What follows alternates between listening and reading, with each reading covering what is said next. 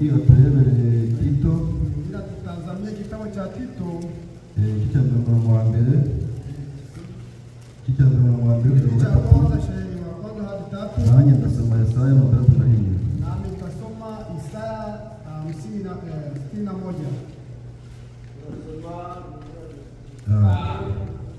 ko ndaringinga njyewe imbohe y'Umwami Yesu ngo mugende nk'uko bikwiriye ibyo mwahamagariwe, mwicishe bugufi bwose, ufite ubugwaneza bwose no mwihanganirana mu rukundo, mugire umwete wo gukomeresha ubumwe bw'umwuka umurunga w'amahoro. Hariho umubiri umwe n'umwuka umwe, nk'uko mwahamagariwe icyiringiro kimwe, aricyo guhamagarwa kwanyu. Amen. Kitabu gice kimwe.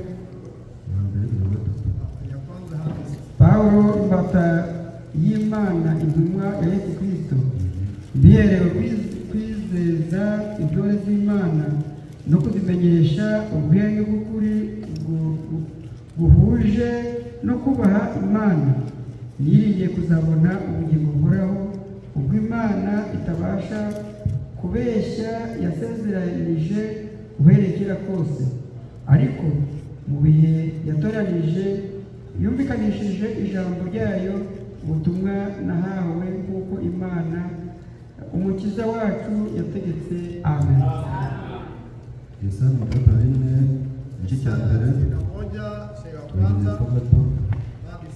Umwuka w'Umwami Imana ari kuri njye, kuko Uwiteka yansize amavuta ngo mbwirize abagwaneza ubutumwa bwiza, yantumye kuvura abafite imvune mu mutima no kumenyesha imbohe ko zibohowe, no gukingurira abari mu nzu y'imbohe, kandi yantumye no kumenyesha abantu umwaka w'imbabazi z'Uwiteka n'umunsi Imana izahoreramo inzigo no guhoza abarira bose.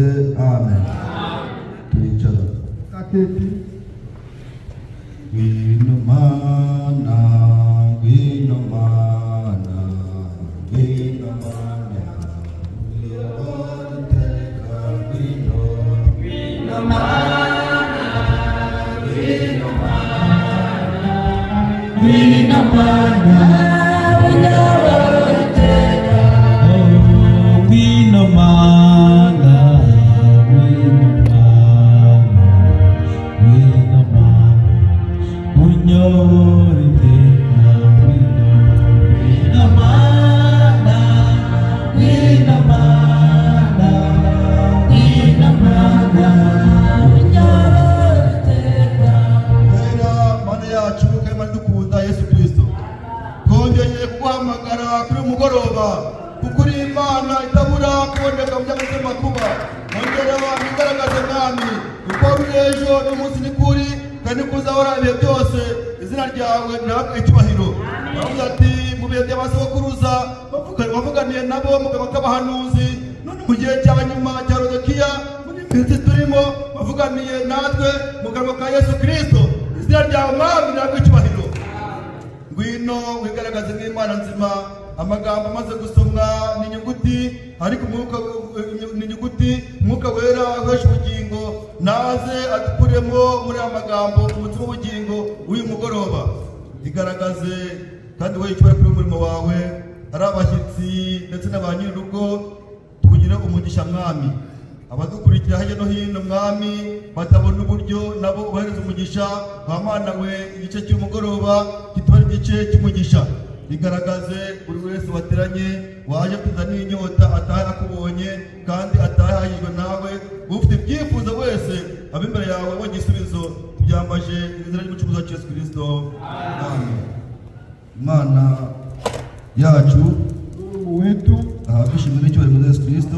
sifa na shukrani Kandi katika nanone njye na mwene data mimi na ndugu tubasuhuje mu izina rya Yesu Kristo. tunawasalimu katika la Yesu Kristo. Imana cyane Tunamshukuru Mungu yabanye sana natwe pamoja na sisi. icyumweru cyose Yote gitambutse ambayo imekwisha. abari mu mirimo yaraturinze, abari mu mago yarabarinze, ndetse dufatanije namwe kuzamura amashimwe imbere y'Imana Mbele ya Mungu ibitangaza yakoreye muri data igihe yakoze impanuka, kama alifanya ajabu, Imana baye hafi alikuwa pamoja naye, ubuzima bwe, alichunga uzima wake, ubugingo bwe. Imana hai wake yabaye ahirengereye kwa ihabwa ishimwe n'icyubahiro bwa Yesu Kristo. Dushima Imana cyane yabarinze mwebwe mwese, nanyi nyote, kandi Imana ikabonye kubashyiramo inyota yo kongera kugera imbere yayo. Imana yacu nishimwe. Ntabwo mwaje kureba umuntu, ntabwo mwaje kureba ibintu runaka, ahubwo twaje kubw'inyota yo kumva icyo Uwiteka ateguriye muri mugoroba. Amen. Naba ari twe ahubwo icyubahiro kibe icy'Uwiteka, kuko igihe mwaduhanga amaso twebwe ntacyo dufite twabaha, ariko iyo Uwiteka avuze, mbese ninde watera umugeri? Uwiteka iyo agabuye ninde wakwicwa n'inzara? Ni ukuvuga ngo Uwiteka ashobora byose, umuhanze amaso ntazakorwa n'isoni. Amen. Imana ishimwe mu izina rya Yesu Kristo. Ni ukuri turashima Imana cyane yaduhaye Yesu Kristo kugira ngo atumenyeshe ijambo ridukura mu mwijima, ijambo ridukura mu gicuku cy'umwijima, ijambo ridukura mu byaha akatumenyesha ukuri kwacu. Amen. Biravuga ngo ubisomye mu bitabo, mu gitabo cya Tito, ukabisoma ndetse mu gitabo cya Timoteyo, ukasoma mu gitabo cy'Abaheburayo, ukasoma no mu bindi bitabo byose. Ni ukuri Uwiteka Imana igihe cyose yajyaga gukora ikintu yatumaga intumwa ze. Amen. Uwiteka yatumaga intumwa ze cyangwa abahanuzi, akavuga ati hano hari ikibazo, nubwo atari ingore runaka, none ihute kugira tubabwire ukuntu ibintu bimeze. Amen. Sodomu ni Gomora hagiye kurimbuka, ibyaha bikomeje kuba byinshi, abantu ntabwo bashoboye kwihana, abantu bari gukora ikizira. None tugere turebe, ni ukuvuga ngo Uwiteka ashaka igisubizo cy'ahantu hari ibibazo. Amen. Nta muntu washaka igisubizo cy'ahantu hatari ikibazo. Iyo hari ikibazo, amen, nawe ubwawe, umuntu wese ufite ubwenge, umuntu wese ufite mind ikora neza, ashaka igisubizo cyari ikibazo. Ntabyumva neza? Iyo ubonye ikibazo wihutira gushaka igisubizo. Ni ingorane rero kuko ufite ikibazo, igisubizo cyaza akagikwepa. Ntushake kwakira igisubizo cy'ibibazo byawe. Amen. Ni ukuri mpamanyije n'ijambo ry'Imana. Imana yakoze imirimo ku batubanjirije, ituma Pawulo nk'intumwa ku banyamahanga kugira ngo aze atubwire ijambo ry'Imana. Nyamara Pawulo nta muntu wamurushaga kurenganya abana b'Imana no gufunga abantu abahora izina ry'Uwiteka. Amen. Ariko amaze kumenya ukuri, bagatubwira mwami urinde nakwizera, none se basi naba narabarenganije, naba narakoze icyaha. Nimba wakoze icyaha ukamenya ko icyo ari icyaha, menya ngo ni icyaha, wigira umutwe munini, wirakara, ukabira bavuga ngo twikoranye ibituremerera, dufashanye muri urugendo, kuko buri muntu wese abera mugenzi we inyunganizi. Amen. Abera mugenzi we inyunganizi. Ariko birababaje mu gihe cyacu, muri gihe turimo, ugashaka kubana na bene so, hautaki kuishi pamoja na bashiki bawe, hautaki kuishi pamoja na ushaka kuba wenyine, bakubwira ikibazo ntushaka kucyumva, ukumva ko ubwawe gukemura ikibazo, ariko nyamara nahandi gutera ibibazo bikemukira ni mu ijambo ry'Imana. Amen. Dufite ibibazo byinshi muri iyi si, ntimukabyirengagize, ariko ibyo bibazo Imana ishimwe ko tuzabishirira. Wafite amahirwe mu gihe ahantu haba hazi. Noneho hano tuzanye amagambo meza atubwira ati, njyewe Pawulo imbohe n'intumwa Yesu Kristo. tuyogana amagambo meza avuga imbohe ya Yesu Kristo. Imbohe ya Yesu Kristo. Mfungo wa Yesu Kristo. Amen. Ese nawe urumva akabira kumba Yesu Kristo. Umurate mari bake. Mushaka kumenya kumba za Satani cyangwa mushaka kumba Yesu Kristo. Abashaka kumba Yesu Kristo ni bande? Nanjye ndikumwe nawe umura mugisha mu Yesu Kristo. Niba Pawulo ijambo ry'Imana rivuga ngo kugera ikirenge mujya uzahite mujya Pawulo kuva Pawulo nawe agera mu cya Kristo. Niba uzina wizeye nka Pawulo ukaba wizeye ibyo Pawulo yizeye, Pawulo akaba ari kwa Yesu Kristo, waho kubera iki ukomeza kwimba Satani? Waho kubera iki ukomeza kwimba ibyaha? Bakubwira ijambo ribatura ntushaka kubyemera, bakubwira ijambo rikura mu byaha ntabwo ushaka kubyumva, ariko ijambo ry'Imana rirabohora, ijambo ry'Imana ridukura mu mazi ya Satani, ijambo ry'Imana ridukura mu nyura ya Satani, ijambo ry'Imana ridukura muri gereza ya Satani, ijambo ry'Imana ridukuraho ibyaha, ijambo ry'Imana riratweza, ijambo ry'Imana riradutunganya, ijambo ry'Imana riduha ubwenge, ijambo ry'Imana riduha igihagararo, ijambo ry'Imana riduha twamwizera, ijambo ry'Imana ribabohora mu Yesu Kristo. Haleluya. Njyewe Pawulo imbohe ya Yesu Kristo, kandi akaba intumwa ku banyamahanga, akaba intumwa ku bayizera. Uyu Pawulo ahora mu bintu bikomeye, umugira ngo akora Imana mugenga, baramututse bamuvuga nabi, ati uyu Pawulo warenganyaga abantu, Pawulo akwitaga abantu, Pawulo akundishaga abantu, bakagukurikira inande wewe ibyo kundi ibyo rukani tubizi. Ariko iyo wabonekewe n'umucyo w'iteka, isoni gukiranuka rigakurasira, uva muri bya bindi wibwiraga, uva muri bya bindi bibi, uva muri bya bikubase. Iyo izuba rikumurikiye, ndakubwira iryo zuba uwo mucyo nta wundi ni Yesu Kristo. Iyo ageze iwawe uva mu byaha, wa mugore w'ingare ubugare arabireka, wa mugabo udakunda umugore arabireka, wa mugabo usahura urugo arabireka, wa mugore w'indagara akajya he arabireka, nyiramagambo arabireka, nyirarwango arabireka. Muri Timoteyo ya mbere 2:8 hatubwiye ngo mureke uburakari, muva mu byaha, mureke umujinya, mureke ubugome, ibyo byose mubikubite hasi maze mwemere mubohe na Yesu Kristo. Haleluya. Yesu Kristo ijambo ry'Imana n'ingoyi ikubohe. Amen. Reka mbabazi, wacha niwaulize, imfungwa cyangwa se imbohe, wala anayefungwa umuntu yaboshwe kama mtu hari uburenganzira bwafite, ana uhuru basi, arigenga, anajitawala.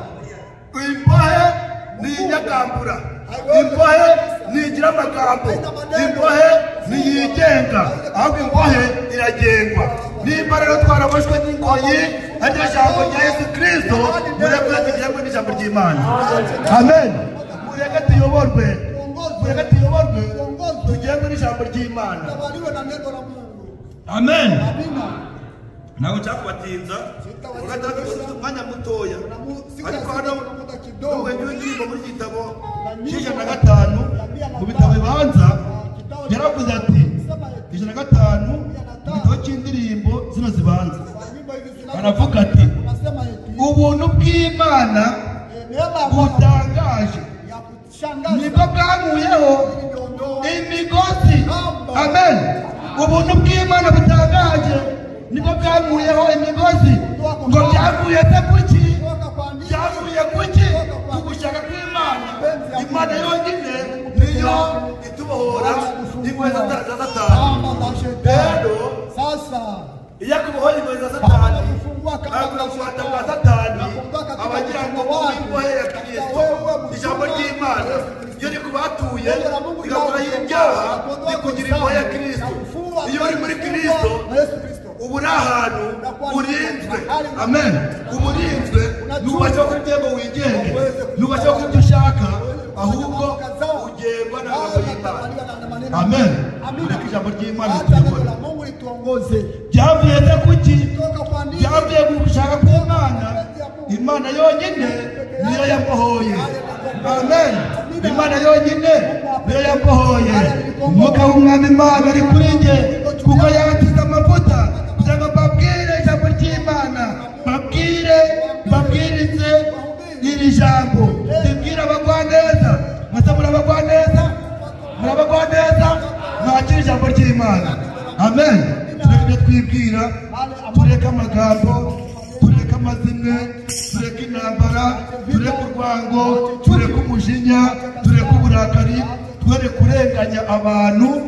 Biravuga ngo amaraso atariho urubanza arazira iki? Amen. Arazira iki? Bene tataki bacu twemere tubaturwe, hanyuma tubimuhe Yesu Kristo. Amen. Hari benshi baboshwe, kuna wengi wanaofungwa na mambo ya kuterana amafaranga yabaye business. Amen. Imirimo hano nagiye mu kazi se nabagute ndashaka bagute gukora ni byiza, nanone tubashe gukora, nanone tubashe gushaka amafaranga. Bibiri avuga ngo nimba ari umutunzi yagagombye kuba ufite ijambo ry'Imana, niba ari umukire yagagombye kuba ufite ijambo ry'Imana, kuko ijambo ry'Imana avuga ngo ukora dutangariza hano itore dashoboye kwihaza bidakubaye ku bukungu ngo ryihaze ubwaryo ririkwiye ku itorero. Wabitorero guze kandi udakora. Ni byiza gukora rero, ariko rero iyo mirimo nibe imbohe tuboha gutanga Kristo. Amen. Niba imboyi ituboha gutanga Yesu Kristo, kandi yantumye no kumenyesha abantu umwaka w'imbabazi z'Uwiteka. Amen. Umwaka w'imbabazi. Anaambia kuambia wafungwa mu byaha, watoke ndani ya mu bibazo, ko mubohowe, mwakira Uwiteka mubohorwe, hanyuma mube imbohe wafungwa wa Yesu Kristo. Efeso tugiye ndetse no muri Tito kumebisema. Amen. Ngo nuko ndabinginga ngewe imbohe y'Umwami Yesu Kristo ngo mugende uko bikwiriye, tugende uko bikwiriye, kuko ijambo ry'Imana tubwira tugende uko bikwiriye. Amen. Dukore uko bikwiriye. Hari ibyashinganywe tubuzwa, tubyirinde, twere kwimbata z'iby'isi. Amen. Twere kwimbata z'iby'isi. Umuntu yamaze kwimbata niyo niba umuntu yabaye akahebwe, urahana ni ukwirushya, ntacyo arumva, ntacyo arakora. Ijambo ry'Imana atangwa ntacyo arumva. Uzi umwuka w'imbata, ibanga rero ni amazi, nubwo yemera ikigaro cy'amazi iri kugumura ujya muyigeze ijyaho n'amazi na gato. Umwuka w'ubata bwo kubatwa n'iby'isi tuwureke. Nimba ijambo ry'Imana ribwirijwe, haleluya, haleluya, nimba ijambo ry'Imana ribwirijwe, dutere intambwe, twere kuba ibikuri, ngo tube ahandi uko waje umeze, ufite umujinya, ufite uburakari, ufite kamere. Nigiriye mu kazi, sinjye babivugiye, ni ibyabo. Iri jambo ntabwo ari iryacu Perezida, iri jambo ntabwo ari iryacu, iri jambo ntabwo ari irya Gerard, iri jambo ntabwo ari irya Jeremy, iri jambo ntabwo ari irya John, iri jambo ntabwo ari irya Dusabe, iri jambo ntabwo ari irya Venuse, iri jambo ntabwo ari iry'umuntu wese. Iri jambo ry'Imana ryatuziye kugira ngo ridukize. Ushaka gukizwa naryo, ushaka gukizwa naryo. Imana umugisha mu izina rya Yesu Kristo. Nibo dusabe baraje Imana ihoraho, ntabwo ari ndimba y'umuntu, ntabwo ndimba ya Gerard, ntabwo ndimba ya muntu wari wese, ntabwo ndimba ya Venu. Venu yamba akazi kumukorera, Venu yamba arajya kumusura, ariko kugira ngo ndimba ya Venu oya. Iri jambo ry'Imana ubimba y'umuntu, ukorera umuntu, uza gusera kubw'umuntu, uza gusera kubw'umuntu, nakuwa mandana ufata umwanya w'amasaha n'amasaha kubw'umuntu, kwa kila mtu umuntu. anadamu. Reka mbabwire, Acha niwaambie ijambo ry'Imana avuga ngo neno la Mungu lasema hivi, mukwirinye umwana w'umuntu, usitumainie mtoto wa mwanadamu, ariko lakini utabonerwamo ambaye agakiza. wokovu ndani. mahali pake panaisha. Museveni acaho Gerard agakomeza, Gerard yacaho John agakomeza. Buri muntu wese nuko ijambo ry'Imana buri muntu wese afite igihe cye, Ana muda wake. buri muntu afite igihe cye, buri muntu afite isaha ye. Rero ture kurwanira ubusa, ture guhanganira ubusa, ahubwo uwirata wese yirata afite ijambo ry'Imana. Amen. Bere kuba imbohe y'ibyisi, bere kuba imbata ya Satani, imyenda itubate. Tukiri muri Afurika reka mbabwire, ababyeyi hano bamaze iminsi abagabo benshi bari bararenganye, Wanaume wengi walikuwa kuteswa. ukora umusere Naona dada. bareba nawe uri umugabo bareba nyina runaka, Ona babonye umwenda yasimbuye, babonye umwenda yasimbuye, nanjye bitagurira mwenda ntabwo ngiye gusenga. Nitaenda kuomba. Wajya ukavuga ati none bitari ubushobozi mfite, Sema wacha ukajya uwezo kukenda nayo. kano kenda Aka kanguo ni keza kazuri. ukari gashyashya babasibwe n'ubushobozi Na uwezo wangu. uranje tugashima pe Mke wangu akakufia. ukakamweza Namupatia. sheri mata warje kano kenda Naona aka wakabonye kanguo. kasana ngira musate ngo mwendo zaniye sawa muri bagapomba uyu mwendo ujyande babandi jana wendera wamba Mimi siweze kuivala. neza Ndugu. gusenga kweli myenda Tunaomba kwa ajili ya nguo. natwe twubaha abagabo bacu kubera imyenda, ntabwo dukunda abagore bacu kubera ibintu runaka, ahubwo tubakunda kuko ijambo ry'Imana rivuga. Kuko ijambo ry'Imana avuga ati wishimane n'umugore muto bwawe. Ibyo ni ijambo ry'Imana. Ijambo ry'Imana avuga ngo bagabo mukunde abagore banyu, namwe bagore mwubahe abagabo banyu kandi muri byose. Ndani ya mambo yote. Iryo ni ijambo ry'Imana. Iyo ni neno la Bere Mungu. kwimbo y'ibyisi, Wafunga twebwe tubimbohe ulimwengu ya Yesu Kristo Imana ishaka byose. Amen. Amina. Kadukomeze Wacha kuendelea. kandi tugasohoza amagambo yacu. Tunakaribia kukomesha maneno yetu ya jioni. Mugoroba dufite akanya gatoya Jioni tunakuwa na muda kugira ngo twiganirire ku magambo y'Imana, kwa maneno ya Mungu. kuko ijambo ry'Imana avuga Maana ngo neno la Mungu nasema hivi. igicuku nacyo kimabaziganira. Nayo inamaliza na Amen. maombezi. Muri Tito aratubwira ati Ndani ya Tito kwa sema Paulo imbata Paulo mtume wa Yesu Kristo. Imana n'intumwa Yesu Kristo Mtume wa Yesu Kristo. biherewe kwizeza intore z'Imana no kuzimenyesha ubwenge bw'ukuri Kwa kweli buhuje no kubaha Imana, sambamba na ubwenge bw'ukuri akili ya kweli buhuje no kubaha Imana. Ntabwo tumere nka Salomo. kama Salomo. Salomo Ariko alikuwa ajya gusaba Imana avuga ati Imana njyewe umereze ubwenge. Burya yajya bafite ubwenge ariko ntabwo biravuga ngo tudusaba ubwenge nyakuri. Ubwenge nyakuri si ubwenge bw'iyi si, si ubwenge abana biga mu mashuri, ni ubwenge buva ku Mana ishobora byose. Amen. kutoka kwa Mungu. Amen. Amina. Ubwo bwenge Ni akili bukumenyesha kubaha Imana, kulisha ukubaha abagaragu b'Imana. heshima watumishi wa Mungu. Amen. Amina. Ukagenda ku ijambo ry'Imana rivuga. Tembea kama vile neno la Kuko Mungu. ijambo ry'Imana Neno la atari Mungu. ko tukwiye kugenda. Tupa msimamo. Amen. Amina. Imana umugisha Mungu mu awabariki. izina rya Yesu Jina Kristo. la Yesu Kristo. Turebe muri Filemoni. Tutafute kitabu cha Filemoni. Filemoni igice cya mbere umurongo wa mbere. Natubwira ati Pawulo imbohe ya Yesu Kristo na Timoteyo mwene data turakwandikiye Filemoni ukundwa dusangiye umurimo. Amen. Turakwandikiye Filemoni ukundwa we dusangiye umurimo. Tunachangia kazi. Mwene data turebera wasomye Mungu tamuliza muri Filemoni igice cya mbere umurongo wa mbere. cha kwanza shairi wa kwanza. Turi kubabwira ku mbohe ya Yesu Kristo. Tunaambia kuhusu Amen. mfungo wa Yesu Kristo. Imbohe ya Yesu Kristo. Nawe niba mbere kwa Yesu Kristo ijambo ry'Imana kuyobora ni ukuri uzaba amahoro mu isi, uzagira amahoro kandi no mu ijuru uzagira ubugingo buhoraho. Amen.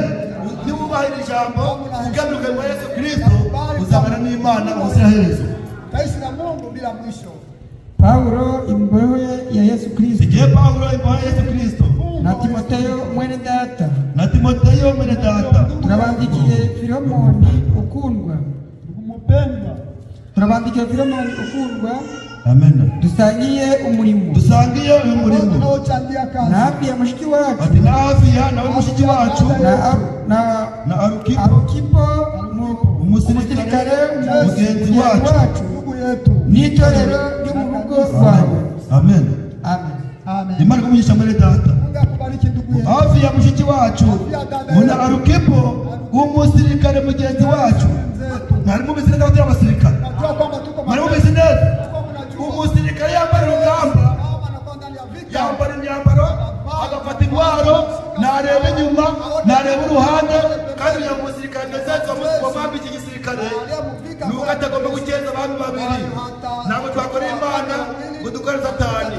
Satani ari kudushaka n'Imana ikadushaka, kandi ikavuga ngo ikigaburira cyane icyo uha amaboko, icyo uhereza imbaraga niyo kiragutwara. Ese n'isi igutwaye ni ijambo ry'Imana. Twemere tw'imbata y'Imana ishobora byose. Amen. Amen. Turi abasirikare. Sisi majeshi. Nimba twarumvishe ibyo batwakirije, Kama tulisikia uburyo bakoraga, bahamijwe neza, walishuhudiwa vizuri. bahawe ubuhamya bwiza, uko bashoje neza, bakoreye Imana, Tumikia Mungu. bahambirwa n'ijambo, Abafungwa na- ijambo ribafunga hamwe, Abafungwa bakorera pamoja. mu bumwe, Bakamtumikia ijambo pamoja. ry'Imana bafunze hamwe, nta bumwe buhari. Hakuna umoja. Ariko abafunze hamwe, Bali mfunga kuko ijambo pamoja. ry'Imana Neno la Mungu. haba hari ubumwe. Amen. Amina. Ntabwo umwe avuga ngo yego, ngo navuge ngo oya. Nasema Ntabwo avuga ngo haleluya, ntabwo uceceke. Ahubwo nimba mufungiye ku mugozi umwe, nacyo jambo ry'Imana, bakavuga ati haleluya, nawe wikiriza amena. Amen. Imana umugisha mu izina rya Yesu Kristo. Ndababwira ngo abari mu bubata bw'iby'isi, ababaswe n'itabi, ababaswe n'inzoga, ababaswe n'abagore, ababaswe n'abagabo, umwuka nijye kubabwira ngo nimwakire ijambo mubohoke. Amen. Mubohoke muve mu by'isi, babwize ukuri. Isi iradushuka ikaduhendahenda, ariko babwire ngo uwo mwanzi dufata akadushyira mu bubata bwe, ndakubwira agahemba nabi. Kuko ibihembo by'ibyaha ni urupfu, ariko ibihembo byo gukora neza kubwira ijambo ry'Imana ni ubugingo buhoraho. Wowe wahitamo iki? Ese wemeye kwibata Satani cyangwa wemeye kwibata y'Imana? Uwemeye kwibata y'Imana ninde? Imana umugisha mu izina rya Yesu Kristo. Twemere kuba imbohe ya Yesu Kristo, tubimbata ye, kuko nubimbata Yesu Kristo, ukabimba Yesu Kristo, uzakora byose nk'uko ijambo rikubwiye. Amen. Uzavuga ati naho byose byashira, aho byose byabura, umukristo biramagije. Amen. Umukristo biramagije. Imana ifashe. Ninjya muri zose bakinguye gusa, nabona umwanya gusenga, nabona aho gusengera, nayakina Imana, manditse amaboko, kuko njyewe nahamagariwe kuza ku mukristo. Imana iri mu murimo nzawukora, Imana intuma ku murimo nzajyayo, Imana imbwira gusenga nzajyayo. Iyo uri imbohe ugengwa n'abagutegeka. Imana umugisha mu izina rya Yesu Kristo. Mu gihe cyacu niyo mpamvu Imana yatoranije abakozi bayo, itoranya abasaza, ibatoranya kugira ngo babashe kutuyobora muri iri jambo. Kumbuka n'ibyo ukunda kuvuga neza, kumbuka n'ibyo ukunda kuvuga neza. Burya n'inka zigira inkuru. Amen. Bo n'inka nazo zituruka mu inkuru. Ubwo Imana yambashishije kuba umukristo wayo, ikibazo cyo kubaha abo yadutumyeho. Amen. Batuyobore, nibatwereke inzira, tuvuga ati agenda. Imbohe bayishyira imbere, bakayishora ikagenda. Ntabwo ibaza turi kujya he? Oya, weho jya imbere, ubu urafunzwe. Turi imbohe Yesu Kristo rero, mureke twemere, yewe iri jambo ry'Imana. Imana umugisha mu izina rya Yesu Kristo. Reka twumve mu Baheburayo rimwe. Wacha tusikie katika Waebrania moja. Abaheburayo icya mbere Kipindi cha kwanza mbere navuga kera Imana yavuga n'abasobakuruza mu kanwa k'abahanuzi mu bihe byinshi no mu buryo bwinshi, wakati mingi naho muri iyi minsi y'imperuka yavuganiye natwe mu kanwa k'umwana wayo uwo yashyiriyeho kuba umuragwa wa byose. Niwe yaremesheje isi uwo kuko ari ukurabagirana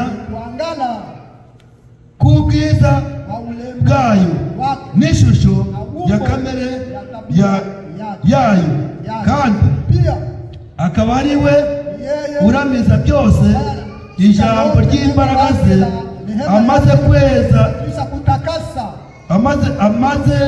kweza no gukuraho ibyaha byacu, yicara iburyo bwikomeye cyane yo mu ijuru, amaze kurusha abamarayika icyubahiro, nk'uko n'izina yarazwe riruta ayabo. Amen. Mbese ninde w'abamarayika Imana igeze kuvuga iti uri umwana wanjye, uyu munsi nakubyaye? Imana ishimwe ko turi abana bayo. Mu gihe cyacu yatumenyesheje ijambo rye, mu gihe cyacu yadutumye ijambo ritubohora, ritukura mu by'isi, ritukura mu byaha, kugira ngo tube imbohe ze, tube imbohe za Yesu Kristo. Amen. Imana umugisha mu izina rya Yesu Kristo. Ndababwira ngo twaturwe tuva mu byaha, tuva mu by'isi. Abamaze kumenya ijambo ry'Imana batandukana n'ikibi n'igisa nacyo, bakagenda nk'uko ijambo ry'Imana ribayoboye. Twebwe tugenda tuyoborwa n'ijambo ry'Imana, kandi iri jambo nanjye turibona, nanjye turikura, nanjye turyumvira uretse mu bagaragu bayo. Kandi abagaragu Imana yatumye tubumvire kandi tububahe, tubwire ijambo, twemere kuba imbohe ya Yesu Kristo. Amen. Tugiye kuririmba akaririmbo kari mu gitabo, muri igitabo cy'105, ni mu ndirimbo za nyuma 105. Niyo ndirimbo isoje amatara yacu y'umugoroba, ariko abumvishe amagambo kabemeye kuba imbohe ya Yesu Kristo. Imana umugisha mu izina Yesu Kristo. Imana umugisha, ntabwo mushaka kwakira umugisha. Ubwo si bwo mwabyumvishe? Ababyumvishe Imana umugisha mu izina Yesu Kristo. 105 ibitabo byanyu aribuzwe rwose.